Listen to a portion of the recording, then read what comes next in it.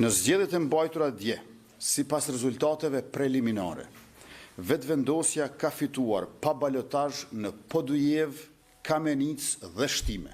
Ndërkaq jemi në balotazh në 12 nga 17 komuna sa kanë shkuar gjithsej në balotazh nëse e përfshim edhe Gjilanin aty. Mirë po këto rezultate tregojnë qartë se lëvizja jonë jo vetëm që e ka ruajtur rritjen nga cikli në ciklin tjetër zgjedhor, por është ngritur si forca kryesore politike në Republikën e Kosovës edhe në nivelin lokal. Minimalisht për 16 pikë të përqindjes ka pasur huqje.